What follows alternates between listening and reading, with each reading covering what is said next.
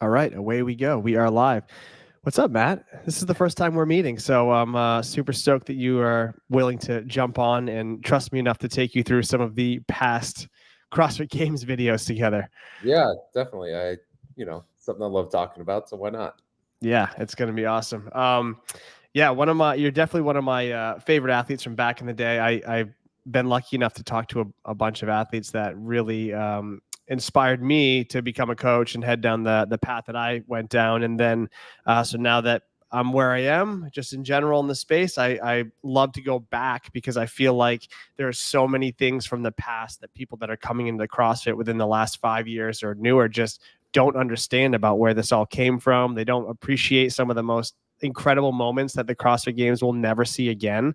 A lot of them featured, guys like you. So yeah, that's kind of my journey on the show, is just to introduce people to all the stuff, all the roads that you guys paved along the way. Yeah, cool. Thanks. It was great to be a part of it and be a part of that time where we were all kind of learning the sport. And, I think it's pretty cool where it's gone. There's no way the group of us could compete with what, you see out there now with those athletes. So I'm pretty happy to be a part of it while I could have been. So that's cool. Well, you were part of it for a very long time too. Yeah, six CrossFit games and a few years in there I was injured too, so definitely had a big part of my life, and I was blessed to be a part of it for the years that I could be there. And so your first CrossFit Games was 2008, correct? Yeah, yeah. What got you? What even got you to sign up, or what even got you into CrossFit? If you don't mind telling just kind of your origin story real quick. Yeah, 2007. I was introduced to CrossFit by a guy that I work with, and he On the fire department. yeah, at the fire Okay. department, and he was saying, he asked me how the academy went and stuff like that. I got hired that year, and I mentioned that I felt very physically fit during the fire academy, but when I would do the firefighting stuff, wearing my bunker gear and was tasked with doing things, that I would get out of breath really easily. And even though I was fit, with lifting weights and also running on a treadmill, the two things together, I was always having a hard time with. And he said, "Well, that sounds like something that CrossFit is really good at training." And at the time, I'd never heard of it, and I started just looking it up on CrossFit.com back then, and entering my results from workouts onto the little blog. And I'd see guys like Chris Spieler, OPT, AFT, Ricky Frausto. So all these names that I started to recognize on a daily basis. And it started to push me harder and harder. And of course, the range of motion standards and all of that, you're left, it was left to your imagination what people were doing. Absolutely. But Yeah. I started to get competitive enough that I was like, I'm going to go to an affiliate and see how I do with some coaching. And that year, that coach was saying, we're going to send a group of people out to the 2008 CrossFit Games. Would you like to go? And that was What basically gym was this? Front Range CrossFit. Oh, okay, Front Range. Skip and Jody Miller. That's awesome. And Yeah. so were you always based out of Colorado? Yep. Okay. I've lived in Colorado since 2001, and I've always competed out of basically what was back then was, I think, either the South or the Southwest division regional. And so had you seen anything about the 2007 games before you decided that you were going to just leap into it in 2008? Yeah, on YouTube, there was very little to see back then, though. It was clips. There was you didn't see entire workouts. You didn't see really any character development, so you didn't know any of these people from anybody. Right. But I would see, I was familiar with Chris Spieler in particular, because his name was on that blog regularly as Spiel. Yep. And so when I came to recognize him in the 2007 CrossFit Games and was able to identify him in some of those videos. And then Josh Everett, another friend of mine, I knew of him but I didn't know anything about his personality. So getting to learn more about these guys and really getting to know them over the years, it's really funny because, you know, there's so many different personalities that I got to, you know, meet and also kind of hang out with. Like, you know, one of my favorite personalities in the sport is Miko Salo. And anybody that has hung out with Miko kind of gets that because he's a really soft-spoken individual, and he and I do really well together because we can sit in a room together, not say 2 words, but have a great time together. So I know exactly what you mean by that. That's actually really funny. Yeah, for me, like coming in, I know exactly what you're talking about with all this. And while I don't have the same like personal relationships you have with all these guys in that generation of the sport, like I had the same kind of come up coaching all the athletes and meeting everyone kind of in the generation version too. But yeah. for me, watching guys like you and everybody else, I felt like I knew them. When you talk about character development, like I started in 2008 and I got into it through law enforcement, and watching these people like Greg Amundsen, Spieler, you, Kalipa, you know, Josh Everett, all these guys on the main site, Pat Barber, watching these guys and all the workout demos are what taught me CrossFit, because there's no affiliate in Maine in 2008 when I started, 0 affiliates. So I had to watch you guys and follow along and figure out how to coach, which was ended up being what I really like to do more than work out. And that's that's what most of us did, though, was you know, to be honest, you know, many of the movements back then were very inefficient, and you know, you would see people do certain things in a video that either CrossFit Media was putting out or maybe just surfaced as a CrossFit Games video that was released on the Games site. And you're like, you know, for example, Pat Barber doing chest to bar pull-ups with a butterfly. I remember seeing that and being like, who knew that was possible? Right. You know, and these efficiencies, you know, again, I was blessed at the time, which I was introduced to the sport, that, you know, it was in his infancy and all of the movements were very inefficient and not unrefined. So luckily enough, you know, over the years, I got to be part of the group of people that kind of push those movements to what you see now, and really refine the technique of CrossFit sport, if you will. And you know, I look back on those days, and really, I feel lucky to be a part of that. Well, I fully agree with what you're saying in terms of like being one of the pioneers in the competitive side of things, because from all the years I watched and took it in as a coach and a fan of the sport, you were one of the athletes that started to be more strategic faster than other athletes. You started approaching, and from my perspective, approaching workouts differently, pacing things. You were willing to go slower in the beginning of workouts, later on in the games, and especially at regionals. As you got a little older, you got much wiser with how you tried to pace things. I remember going to regionals for years where you were competing against 2 of my athletes, you know, Jordan Cook and Travis Williams. And those 2 idiots go out of the gate at 100 miles an hour on every single workout, no matter what you tell them. And you're very calm, methodical, and you would find a way to catch up with them later in workouts. And it's like, you got to be like Matt Chan, guys. You got to be like Matt Chan. So I took a lot of inspiration from the way you approach things, especially as you refined your own game over time. All right, you ready to dive into some videos? Yeah, sure. That's it. All right, cool.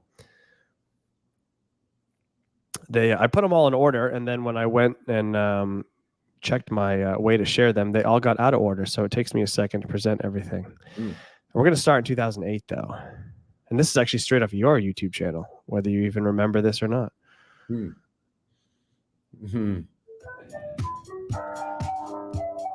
Also, quick question. Did you pick that music yourself? Yeah, I think it did back in the day.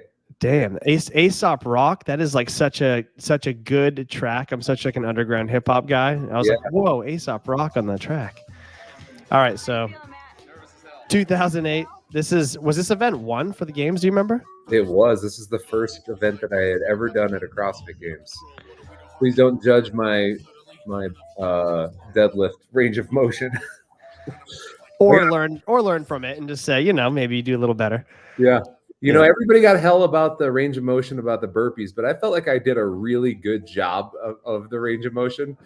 But I do have to say that there is range of motion to be had at the deadlift.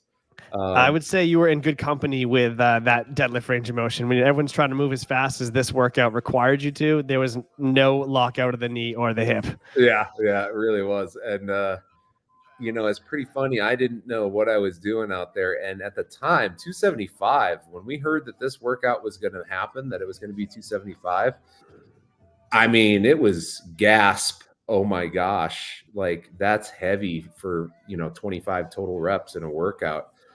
And I gave this thing a shot at CrossFit Santa Cruz Central, which is Annie Sakamoto's gym, just a day or two before this. And I knew I could do pretty well. So I tried as hard as I could on this one and ended up winning this guy. You did. So you won your first ever CrossFit Games event, which is pretty sick. So first event I ever did. Yeah, that's insane. So you know the weight is heavy when they announce it, but when you're out there with your nerves, with your excitement, everything for your first event ever, did it actually feel more like 185, 225 once you pull that thing off the ground, or was it like a true heavy deadlift for you? No, it felt really good, honestly. Yeah. It really did. You know, there was a couple weird things about it. Like the deadlift was in the dirt, so you were pulling it from these holes. Like a little deficit. It was a deficit deadlift, and one side was not even with the other. So it was really strange. That is funny. Yeah. Yeah, this workout would never work today because people would go so fast. There'd be no way to judge something like this. You almost have to slow down workouts today or make them so ridiculously heavy that it's such a crazy speed that people are moving at. Yeah, it's the dilemma that the CrossFit Games have now, like with that, you know, that semifinal workout one that they just did where they ran into the box jump issue. It's just, you can't, you know, a deadlift like this is, if you make it that light, they're going to move too fast and it's too hard to see. And they're moving so fast. I mean, I know a lot of athletes, you know, need to take responsibility for their own movement, but it is challenging when you're moving that fast to know when you've hit extension or not when you're trying to do that. But anyway, Absolutely. That's a whole nother episode that we could talk about. This is funny about that one. The guy judging, his name is Tim Chan, and we've stayed in touch with Tim Chan ever since then. And I had to tell him, because I'm kind of a little hard of hearing. I had to tell him, I was like, listen, I'm a little hard of hearing. You're going to have to say the reps a little louder. And he was shouting so loud in my ear. It was great. He gave you what you asked for. Yep, he did. Yes, Augustus, it was 5 rounds, 5 deadlift, 10 burpees. Did they give you a standard on that burpee? Was it just like jump, like leave the ground and hands touch overhead? Do you remember? That was it. Yeah. Yeah. Yeah, and Boz was walking around. He was the head judge walking around that event. Yep. I didn't realize he was a head judge back then. That's funny. He was, yep. Since the beginning. All right, we're going to keep it rolling. So this is a workout that I actually wanted to feature on the show for a long time. I never have, because I actually waited till I could get somebody who did this and did it well, and you're one of them. Okay. The Sledgehammer Row from 2009. This event is like so funny to me because it's so unreplicatable. It's something you can never see again. And it's the first time, in my opinion, CrossFit really tried to go outside the box with something. Yep. And I can't actually, I've watched it a number of times. I can't decide if it's awesome or a complete failure. Hammers are breaking everywhere. Like we're going to just play a little of it. And you actually do really well in this workout. Yeah, I think I took second in this one. And it was a good workout for me because I've always done well with the sledgehammer. I don't know why. I think it's years of my parents making me do a whole bunch of yard work every summer. Paid off. There you go. But yes, the big thing that was in question was whether or not the surface that you're pounding the old Pat Barber creating a hole. Yeah. Whether the surface was consistent across the entire surface of the playing field there. And who knows? But you know, the story that I heard was that they dug it and they filled it all with they tried to fill it to make it fresh and even, right? Yep. So they actually dug like a trench, and then they refilled the trench as evenly as they could and compacted it however to make it even. And then you had to drive this stake. You had to row 500 meters. For those who have never seen this, row 500 meters. Then you get off. You drive your stake all the way into the ground, into the dirt, till you can't see red anymore. Correct? That's right. Yeah. And then back for another 500 meters. But yeah, the angle of the stake mattered. People were smashing the wood off the stake instead of the hammer because they couldn't swing it for shit, and they would break their hammer, and they had to run back and grab extra hammers. Yep. And I think it was Tommy and I think we ended up, it was 1-2. And man, I tell you, it was a cool event, great idea. I don't know if they could ever do something like that again, because like you just saw, I forget what that guy's name was, but you saw his spike there like sink like 1.5 feet. Yeah. Trick. And you see others who are literally pounding their life away trying to get it to move an inch, and it like doesn't move for them. Yep. That's Jeff Tincher right there. He was kind of I think he gets penalized or something. Yeah, he was like OG, 3rd place in 2007, or just a real hoss, firefighter down in Fairfax, Virginia. Oh, cool. Okay. Yeah. I heard his name before, but I didn't know anything about his background. Yeah. He was on the CrossFit seminar staff forever. Really good dude. Spieler's not even moving his stake. Rob Orlando. What a great name, huh? Seriously. He was another one, though, that I'd watch. I mean, he's from the Northeast like me back in the day. All his old strongman stuff on YouTube was extremely helpful. Yep. Inspired me to mold some stones in my gym, my first gym. Yep. That's Kyle Kasperbauer there. He took 3rd place in 2012. Real beast athlete from Nebraska. He was one of those guys that I would see his name with Ricky Frausto because those two were in the same gym. Did they? Was it? It wasn't Stacy Tovar's gym, was it? Or was it the same area as Stacy? It was Stacy's gym. Okay, yeah, I remember seeing their name all the time. And Kyle had a really good master's career too after this. Yep, exactly. There's Tommy. I mean, what a hoss! Always was, always will be. I just think this is such a funny event. It's like, I don't know where the functionality like starts and stops for where it needs to be in the sport of CrossFit. But then they tried, like, obviously this was stuck in people's head for a long time, and then they did the sledgehammer to like the blocks that slid on the rail in the games. Yeah. And then you just had people who were hooking their hammer to the block and then just trying to slide it across the rail instead of pounding it. They were never able to replicate this at all. Yeah, unfortunately. So that was designed. That one was called the triple banger. Yes. And that was designed off of an idea that Bill Henniger and I talked about, called the Kaiser sled, which is something that we use in the fire service. Okay. During PT, and he changed it so that there was different heights. Normally, you just stand over it and you hit it between your legs. And his idea was to change it in different heights and different planes. So that was pretty cool. That's interesting. Yeah, I wish there was a way to stop athletes from just sliding it on, because I like the outside of the box events like that. But nowadays, people get so good at like cheating the system and not just completing the task that they gave them. It's just in the heat of competition, people just do shit. They don't intend to do it. They just do it in the middle of competition, especially when they get frustrated. But I always thought that was fun.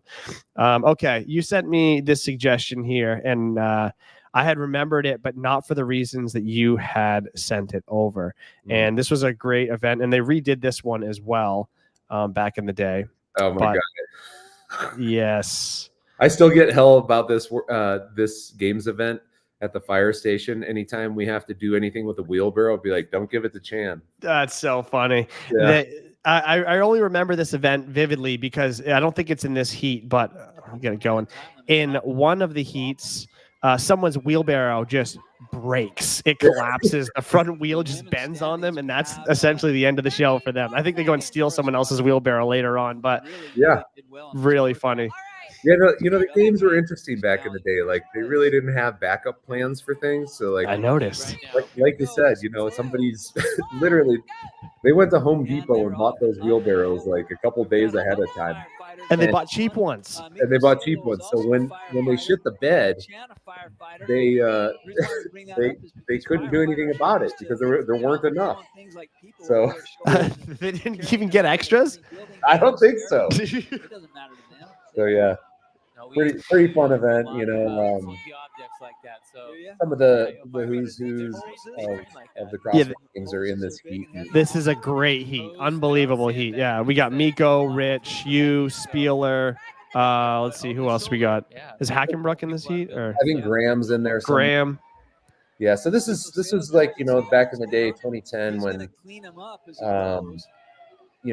you could wear whatever you wanted for competition, for your competition wear, and things were really different back then. But what I liked about this one was not only did they clear out parts of the stadium, but they ended up repeating this workout years later with adequate equipment, and it was really fun to watch again. And I think it's cool when they do those throwbacks. So like when I look at this and you get to see all these people competing in it, I think looking back on it, seeing the next group of people, it's like this is the next generation of CrossFit Games athletes. So it was pretty cool to me. That is cool. And I do like watching people retest it. And you always have the expectations. I know this one's not possible to exactly match what, you can't make it rep for rep, apples to apples. You can make it very close in the redo, but not exact.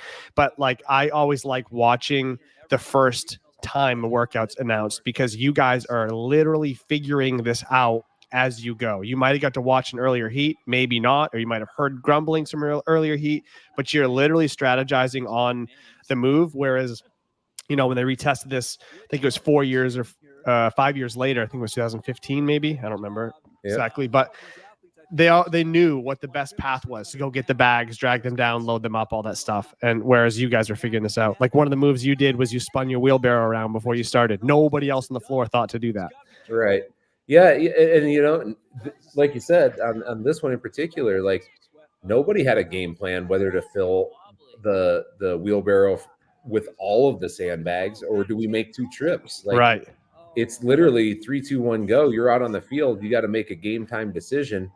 There you go. I dumped. There you go. First wheelbarrow over. Yep.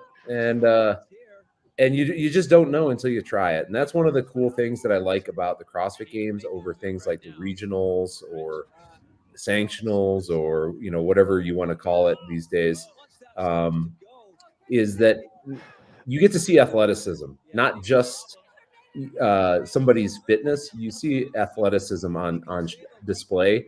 And the people who usually won the CrossFit Games were maybe not really the fittest, but they were definitely the most athletic. Yeah. And I think between athleticism and wit, I just feel like wit has like the ability to execute under, on the spot. I just feel like that's such when you do all the online competitions or you get the workouts way ahead of time for semifinals or regionals back in the day, people would beat them into the ground doing those workouts over and over. Oh, geez, Matt. Come on, man. Come on. Yeah. So I still get shit about that at the firehouse till today. Why the hell did it tip over? So I realized that I should have kept my steps shorter. By having these long steps, I kind of was pushing it. So, yeah. Look back and learn, I guess. The only way this could have been better is if they had to fill the sandbags at the start. Imagine it's just a big pile of sand. You're shoveling your sandbags and you got to weigh them and fill it. Yeah, that would be really entertaining to watch. Yeah. Pretty cool event, though. Pretty cool event. And, back in the day, this place holds a special place in my heart. Like, we got to compete in the Home Depot Center for a number of years. And every year we went back. Like 2010, I don't think it was sold out, but every year we went back, it just got more and more packed every single year where they started adding seating to the actual venue. So pretty cool place. Yeah, I went every year from 2011 forward, and it was the highlight of my year every time. It was awesome. Someone's asking to bring up the competitor seminar. I have a whole clip on that. We're going to talk about that once we get through the game stuff for sure. I have a lot of questions about that. All right, we'll move on from here. We get the point. This is a great event. All right. So I guess so 2010 was basically the first year that, I mean, you probably noticed that big shift in going from Aromas to, like you said, going to Carson and just having this like professional aspect, even though you're still wearing your own clothes, there's no jerseys or anything, but being able to compete under the lights in the tennis stadium has to be a completely like transformative experience for you and all the other athletes who have been doing this now for a couple of years. Right. Yeah. That was it, it opened up with Amanda, and Yeah. that was that first year where it's just like, oh, this is real. This is, they introduced the big rig in the center of the playing field. And we had never seen stuff like that before. So like everybody takes that stuff for granted now that Rogue is gonna come out with some big new thing. And that was, not the case back then. Most rigs back then were all welded by hand by a local fabricator. So now, Rogue starts introducing this equipment that's a little bit different every year. And it makes you kind of think on your feet, okay, what can they do next year? I mean, CrossFit was kind of spoiled in a lot of ways with Rogue. If they didn't have such a great like equipment partner, they probably couldn't have progressed in anywhere near the light speed that they did over the last, however many years, 14 years since 2010. Like Rogue really is part of the backbone of the games. They probably don't get enough credit for that. Yeah, without a doubt. And also the entertainment value for the spectator. Like there's no way that, if Rogue wasn't around, you wouldn't see the same entertainment value of people using the equipment. And, just as an example, when they introduced Zeus with the Murph pull-up bars where they're moving forward, do you know how boring it would be to watch Murph at the CrossFit Games if it was a single pull-up bar?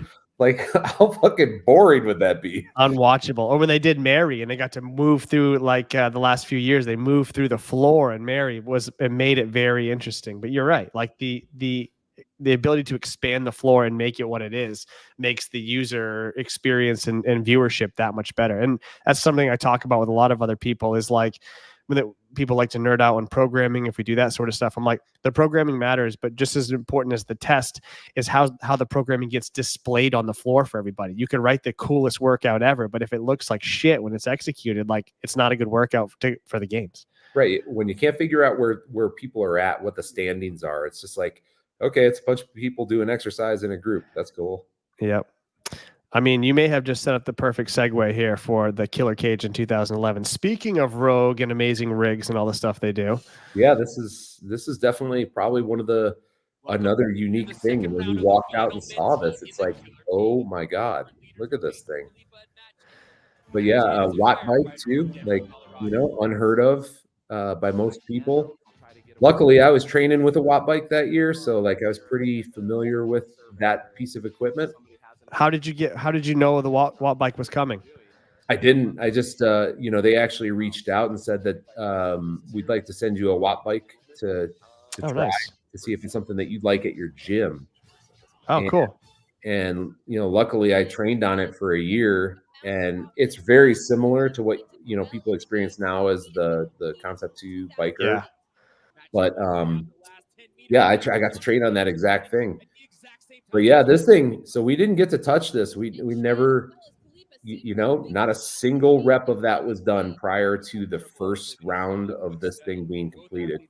And I haven't been on a monkey bar since I was a child. So like there was no telling how fast to go, whether to touch both hands at the same time, however you're going to do it, no idea. So this was one of those things where athleticism showed right off the bat who could do it and who couldn't. Yep, you had to just adapt to it right away. And those people, you can tell. I mean, I focus this little clip on the part that you crushed, but there's all kinds of other heats and clips of people who are literally not figuring this out as they go. They're like coming down, they can't get, they're swinging out of control, whereas you have that like timing just right. Yeah, and there's another thing, 225 front squats back in the day, not super light, and right. I think we can look at that stuff now and think it's really not a big deal. I think it was 7 reps. And, yeah.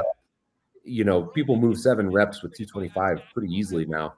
But in 2011, that was significant, and definitely a first that kind of let us know that, okay, the game's getting elevated with the weights that we're going to be using in the future. Yeah, I feel like that was their way. I feel like they expected the cage to be a little person's like move, the traverse back and forth for the little guys, and the big guys were going to get to equal the score with the front squats. But bigger guys ended up doing really well in the cage too, and moving the bike fast. Yeah. I think a lot of big guys won this event. I think like Nate Schrader did well in this or something. Like there's a few guys that did really well in this that were bigger. Yeah. Yes, I'm still wearing the Chucks in this one, doing the old school. Was that your training shoe from the start? Man, I wore Chucks for a long, long time. Chucks or Vans, like while training. So I wear the new Vans now when I train. That's pretty much all I wear. Those I can't remember what type they are, but that's all I wear is the Vans now. Yeah, the athletic ones. Yeah, those are sick. Yeah, so in my head, in this one, like I was doing this, and I knew that I was in first for in this heat, and I don't have the greatest grip. That's kind of one of my shortcomings. And I thought to myself as I was doing this, is like, all right, this is bike, heavy front squat, and a monkey bar. Dave Castro built this workout for me. I just need to execute. And towards the end of it, my grip started to go. And I was just like, all right, shit, do not let Josh Bridges beat me. Do not let Josh Bridges beat me. And God damn it, that Josh beat me. Yeah. He's done that to so many people in so many events over the years. My God. Yep. Yep. Did you get Rich? Didn't show you. I think Rich beat me too. Oh yeah, Rich squeaked you at the end. The last pass of the cage. Yep. Still a good showing. Yep. That's a great event. All right, we're going to keep going. We're going to keep it rolling here. Okay, I have to ask a question. Maybe you can give a little backstory on this. So this got sent to me by somebody and was like, what the hell's going on here? And what's the story behind this partnership? So without any further context, do you remember this? The UFC Fan Expo. Oh, man. So, yeah. So I don't even remember what year this was. It had to have been like 2011 or 20. Yep, October 2011. Okay. In Texas. Yeah, so we were invited. This group of people was invited to go down to somewhere in Texas, and it was at a UFC expo before a fight. And they wanted to highlight CrossFit as a training methodology for mixed martial arts. And basically what they wanted to do is put people together and make it a team event so that it was a little less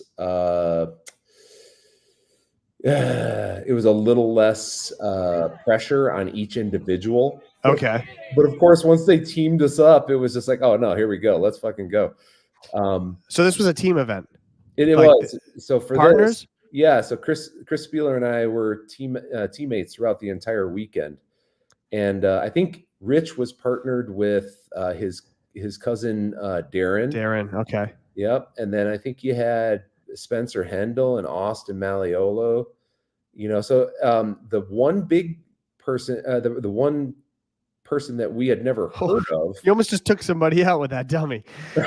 Was Jason McDonald. And okay.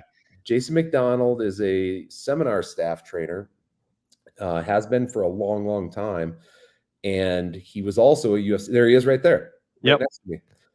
And he was also a UFC fighter, and a very successful one at that. And they wanted to show that, he has used the CrossFit training methodology and is a successful fighter. So we teamed up, Chris and I think we ended up winning this thing. The whole event, but it was pretty cool because I think what CrossFit liked about this was the beginning of kind of like teams that are like super teams. Yeah.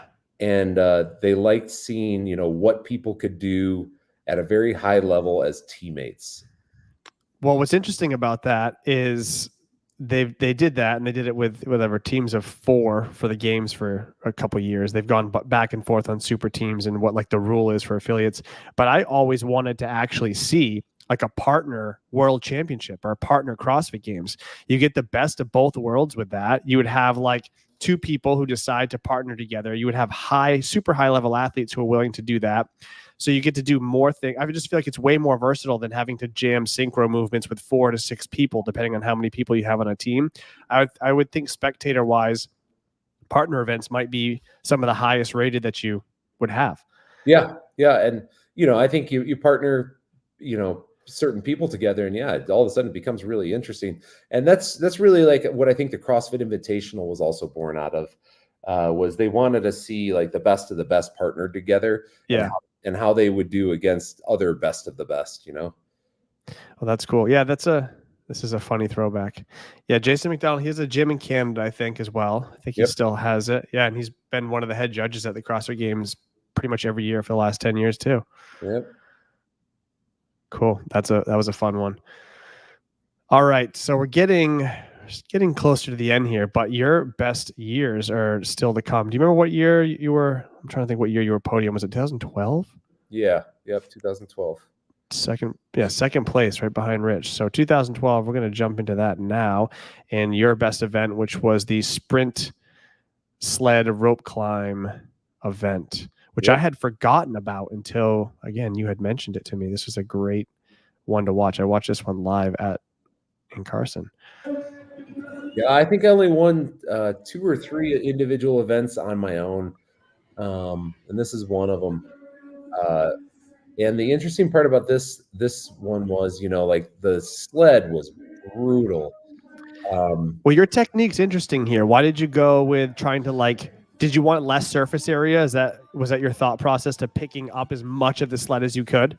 Yeah, I thought I figured out this one, unlike most other events, they allowed us to actually try it, and they gave us a football coach that showed us how to do this effectively a couple days ahead of time. And I'm sitting there playing with it and driving it real hard on the 3 skids, and it was just killing me. So I tried lifting it up, which it's not light either, but I tried lifting it up and then sliding it on the single longest skid, and it slid really well compared to with all 3 skids touching. So I stopped within like 3 seconds of doing that. And I was like, all right, I'm not letting anybody else see that. That's how I'm doing that. That was literally my next question, was like, who watched you do that and who else could do it? But you were smart enough to realize, nope, I have it figured out. Don't tell anyone. That's funny. Yeah. Well, and Rich is smart enough too. He's such a good competitor that like he looks over as people are doing things. Like I know for a fact right now, he's like, all right, wait, why is this guy in front of me? So he watches it, and if you watch him push it, he kind of does the same thing eventually. But I think the other big thing is on this event, my wife and I had talked ahead of time, and she said, I just want you to just jog each one of the every time you're not pushing the sled or you're climbing a rope, I just want you to jog back and forth. Just use it as recovery. See, like Rich is doing the same thing.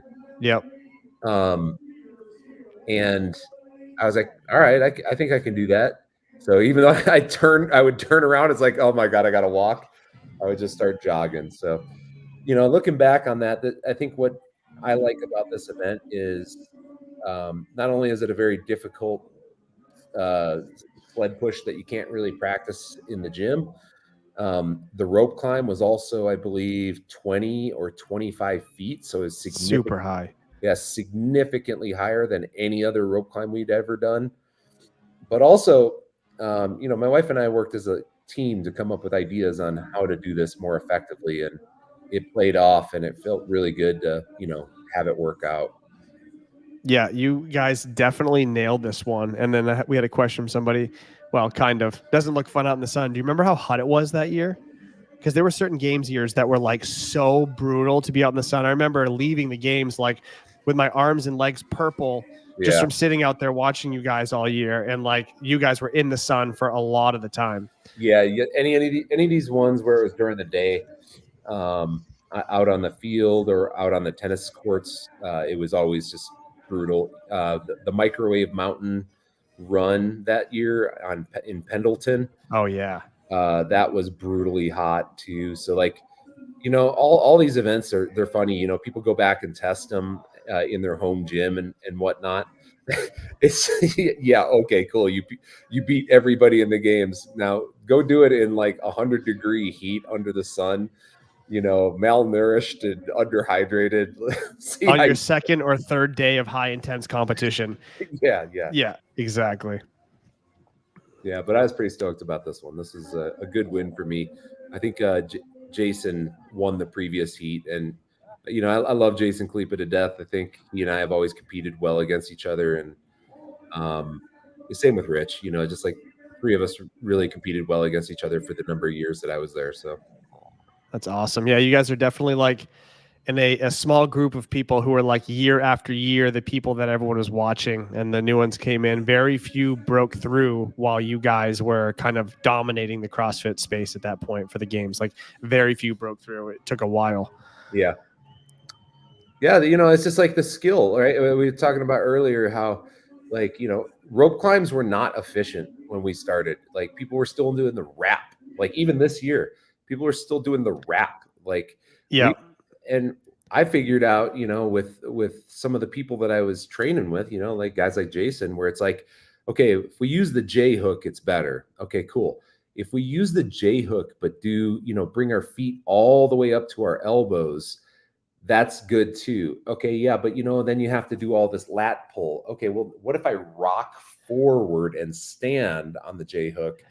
I don't have to use my arms at all. Did you guys share this info in the off season with each other? Did you like text it around to each other and be like, try this, hey, try that? Or how much of it would you keep to yourself? No, it's the sort of thing that like we would do it. We Jason and I in particular, and some of the other athletes that were also on seminar staff, they would see that stuff and they would be like, hey, wait, what are you doing there? Like, how did you do that? And it's like, okay, oh, I did this. Like Camille, for example, like most of what you see, the way that CrossFitters now kip the muscle up is something that people copied from Camille. And interesting. Yeah, we basically, I personally videoed Camille's muscle up and watched it in slow motion until I could figure out how she was doing what she was doing and where were there some spots for improvement. And that's now basically what you see is the modern muscle up. Huh. I'm going to have to go back and watch the old Camille stuff because there's so many different opinions for what a muscle up in CrossFit should look like. And I have my opinion in the way that I coach it to my athletes, but I'm curious what her points of performance were with that sort of thing. I'm going to have to go take a look. If you want to see a specific video, it's the GHD. It's the deficit deadlift GHD muscle up workout from 2011. If you watch Camille's muscle ups during that, nobody was doing muscle ups like that at the time, where she was doing what's called a backswing kip out of the dip. Yep. And that is now commonplace. And, when I saw that happening, I was like, okay, no, we got to figure this out because this is more efficient than what I'm doing. And that's the name of the game. So that you've been, without any leading you on, you've been leading us right into the next topic, either by mistake or on purpose, but the CrossFit competitors course. So like you, Spieler, Eric, and some others really spearheaded that course. And what year did it start? Do you remember?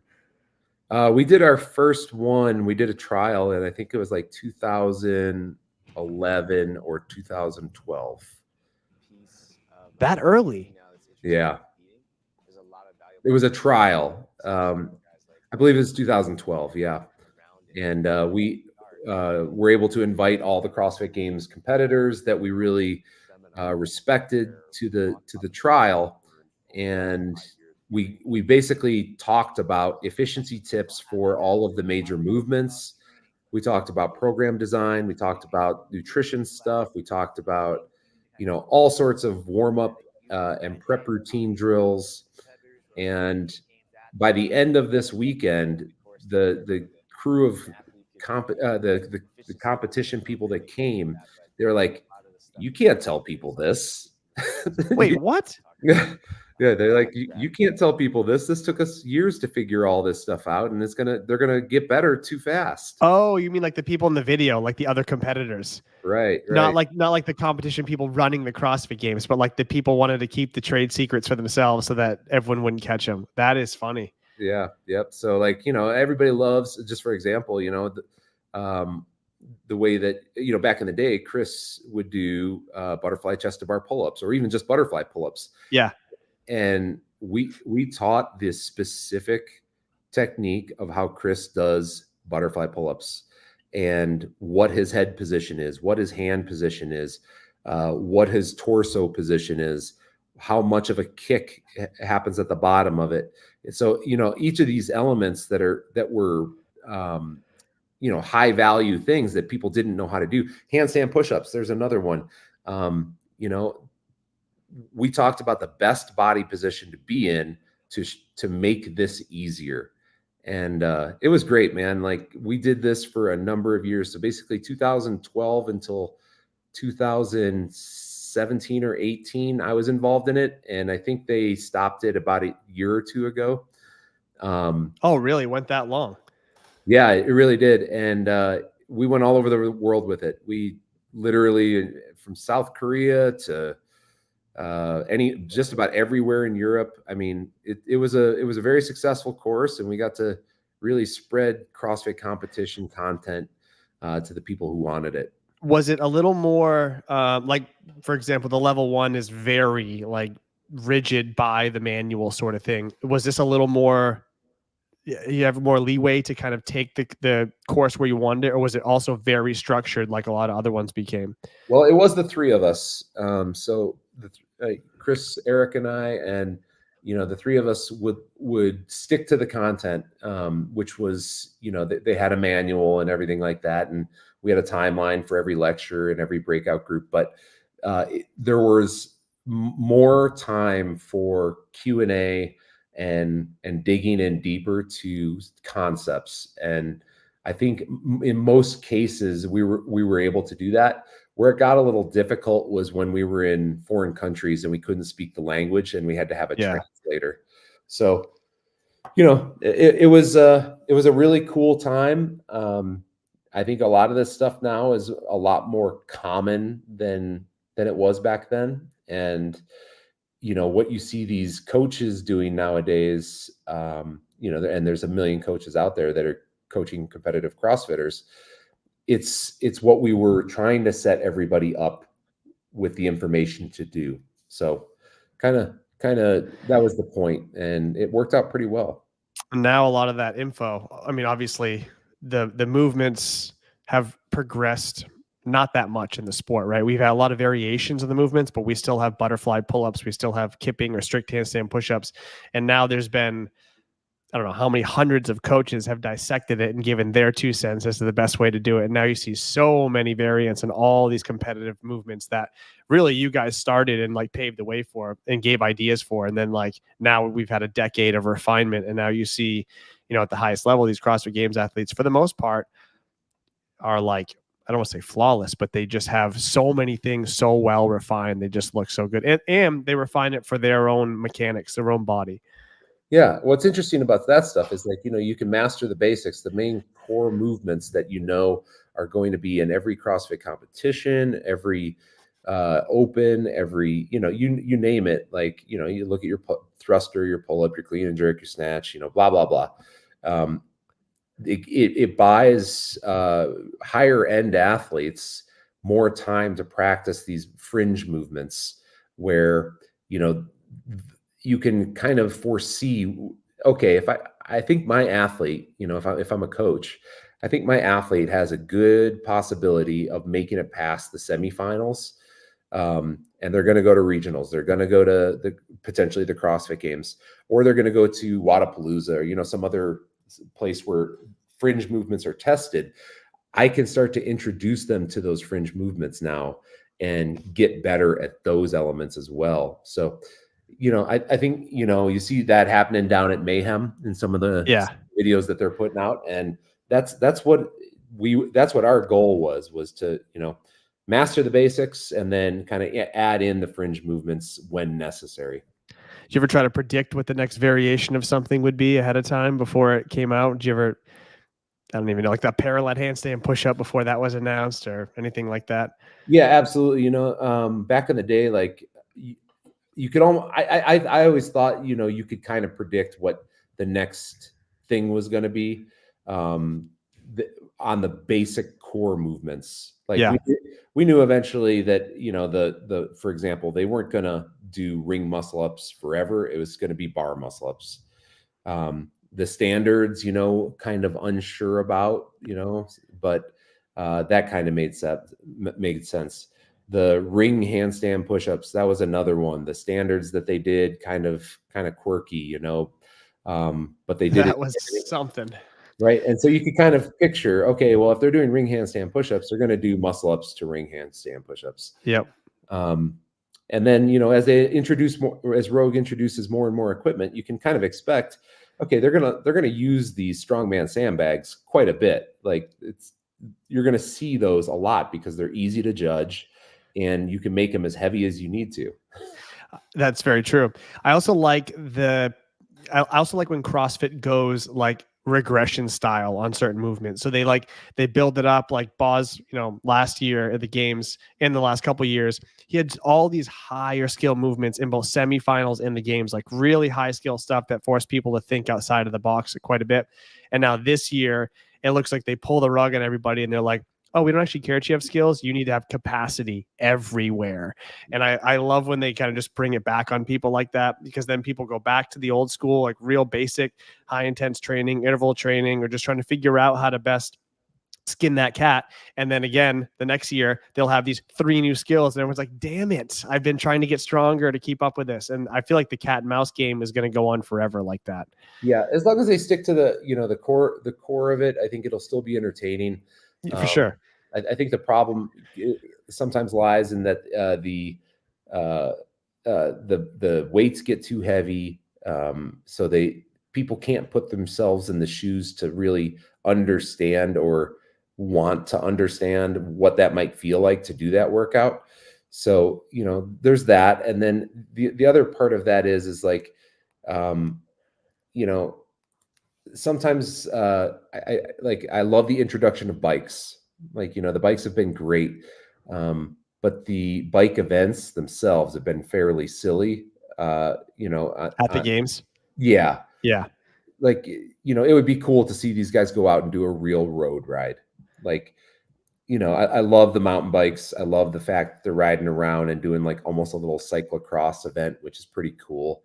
But it would be cool to put these guys out there and do a 50-mile plus ride into something else. I think they're perfectly capable of it. The danger is low is if we can have a closed course. And you could do the same thing with mountain biking. You know, these areas have plenty of mountain bike trails nearby, like Madison especially did. But, you know, again, that's super fringy, whereas road biking is less fringy. So, do you have a few more minutes before I go into one more topic with you? Yeah. I don't want to keep you too long. No, so you did it again, brought up biking. You had a very bad mountain biking accident in, I believe, 2015 or something like that. Yeah, 2014. 14. And that really, you know, very bad. You can tell everyone how bad it was if you want. But like that took you out of competing. Did you have a moment where you thought you were done competing forever with that? Or did you always want to get back and get after it again? Oh yeah, no, that was, I mean, so I think at the time, I think I was probably 37 when that happened. So I was already at kind of on the deep end for, you know, the age of athletes that I was competing against. So that was difficult. And I just didn't want to go out that way. Like, you know, I had a pretty devastating injury. My leg was, you know, I had some nerve injuries because of it. Definitely decreased blood flow due to some loss of vascularity and all of that stuff. So there was some major issues that kind of happened because of that. But in my head, I wanted to give myself one more chance. So after taking off 2014, I gave it another shot in 2015. And I made it into regionals, which was, you know, quite an accomplishment, honestly.